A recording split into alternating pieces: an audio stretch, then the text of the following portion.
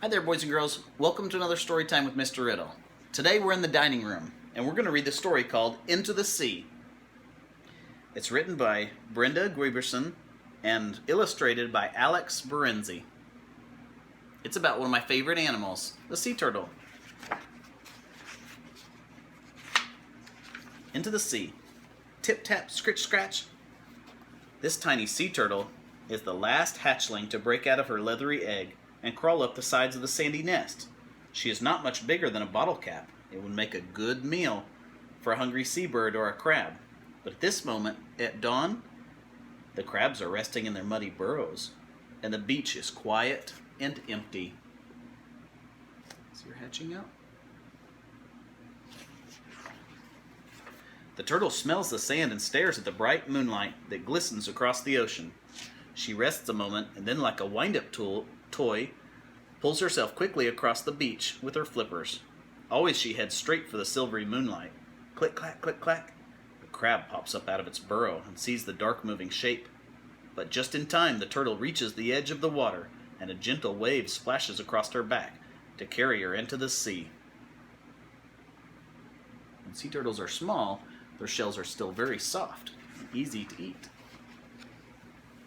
Instinctively, the turtle knows how to paddle with her flippers and dive beneath the surface.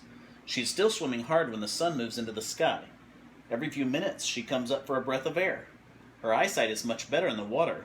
She sees a jellyfish, a starfish, and a barracuda with a mouth full of teeth.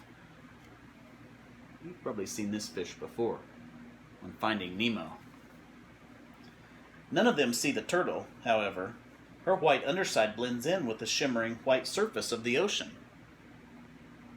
It's a type of camouflage. Her white belly blends in when the animals look up. The turtle comes up for air in a patch of sargassum weed. A tiny crab and a water strider ride on the floating raft. Below, a sargassum fish uses the plant for camouflage. See, he looks like seaweed. They all drift with the winds and the current, while the weeds hide them from the sharp-eyed seabirds above and the hungry fish below.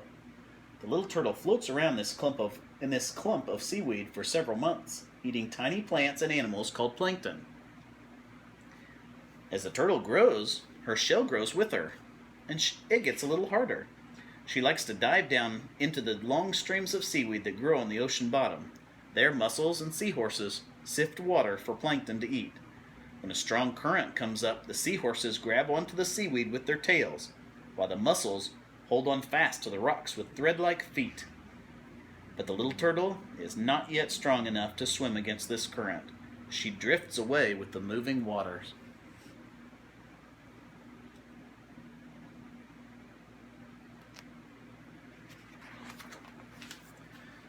The turtle spends her first winter in the warm tropical sea full of brilliant colors and creatures with big mouths.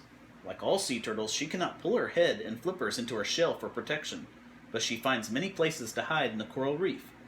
When a butterfly fish swims in her direction, she darts under a ledge. This fish has a dark tail spot that looks like an eye.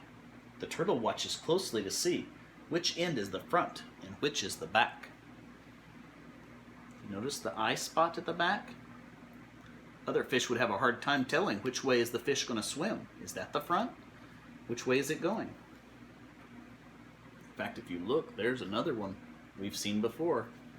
That moray eel. He doesn't like other fish getting close to his home. By now, the turtle has been in the sea for over a year, and she is as big as the seabirds and most of the other fish. She has developed strong swimming muscles and swims 4 times faster than a human. The turtle has no teeth but bites off pieces of seaweed with the sharp ridges of her jaw. She spends 2 whole months eating her way through the rich, wavy gardens of seagrass.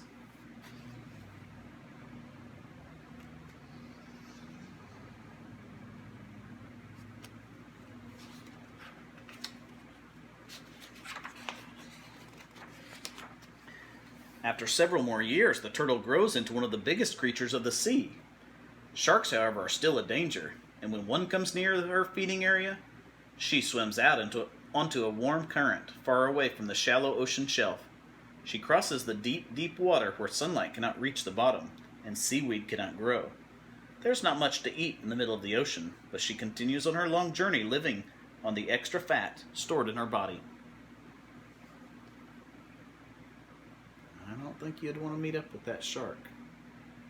There she goes, swimming away.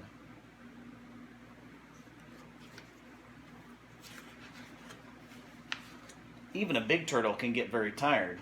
Sometimes she stops to sunbathe on the surface of the water. The sunlight discourages barnacles and marine grasses from growing on her shell. She likes to float for hours in the midday sun. A remora, with a special fin on its head, attaches to her underside for a free ride. Then a tired brown seagull flutters down to join them for a rest on the surface of the ocean.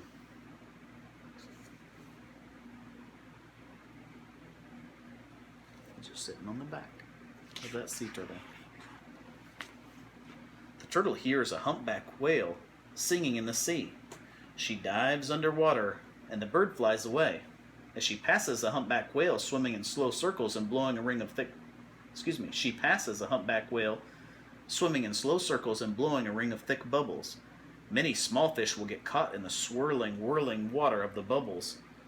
With a strong push of its fluke, the whale comes up through the middle and will swallow hundreds of trapped minnows in one huge gulp. The turtle swims swiftly away, but the remora stays behind to catch a ride on the whale. At 300 pounds now, the turtle is fully grown, an adult. Soon eggs begin to form in her body, and she finds the current that seems familiar to her and follows it back across the ocean.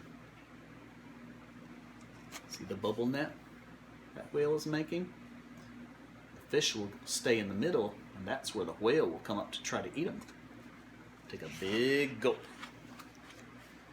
The turtle swims deep under the water for almost 2 hours, but before she comes up to breathe, she swims below a fishing boat, and suddenly she finds herself trapped in a net. Each time she tries to swim away, her flippers scrape the sides of the net and almost get tangled in the woven ropes. She bumps into metal bars. Clunk, clink, clank. Shrimp and small fish swim through the slots between the bars, but the turtle is much too big. She swims over them and finds an escape door at the bottom, and soon she's at the surface of the ocean, taking big gulps of fresh air. Although sea turtles are ocean creatures, they still have to come up to breathe the air, just like we do. After a rest, the turtle follows the same familiar current through the sea. She swims many hundreds of miles in this flow of water. Finally, she crosses over the top of the ocean mountain and along the steep side of another. When she pops her head out of the water, she sees the top of another mountain. It's a round island with a warm sandy beach. There are many other turtles just like her in the water. Some are male and some are female. A male swims up to her and nuzzles her head, and then he swims in front of her and touches her flippers, and gently nips at her shoulder. They will mate and fertilize her eggs. The male turtle will swim out to the deep ocean, but she swims off in the other direction. So there's other turtles.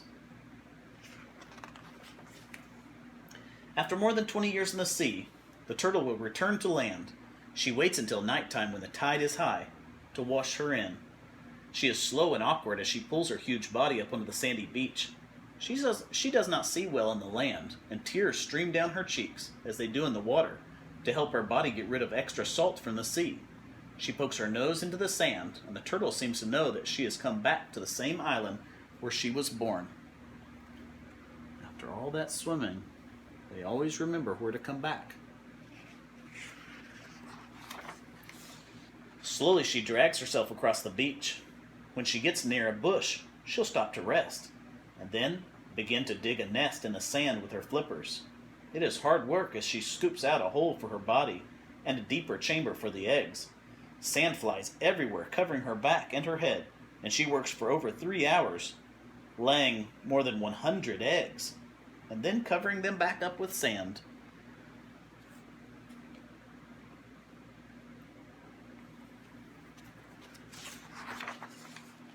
Once again, the turtle crosses the beach.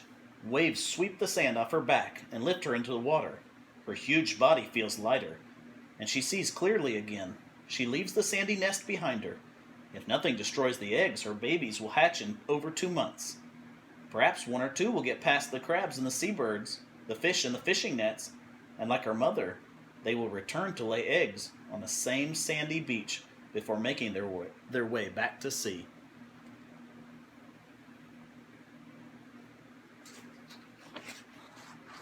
The end. At the back of this book, it talks about different types of ocean turtles, sea turtles, that you might find. The largest is the loggerhead turtle, which can grow over 74 inches. The green turtle can be 49 inches. Here's the loggerhead. The leatherback is 74 inches. Green turtle is 49 inches. The loggerhead, 47 inches. The flatback, 39 inches. The hawksbill, 35 inches. The Kemp's Ridley, 30 inches. Ridley, that seems familiar. And the olive Ridley, also 30 inches. I hope you enjoyed our story, Into the Sea. I have several other ocean books I'd like to read. There's one on seahorses, octopus, whales, sharks, and dolphins. Let me know in the comments and tell me which one you'd like for me to read, and I'll try to pick one of those tomorrow. Have a good evening. Take care. Bye-bye.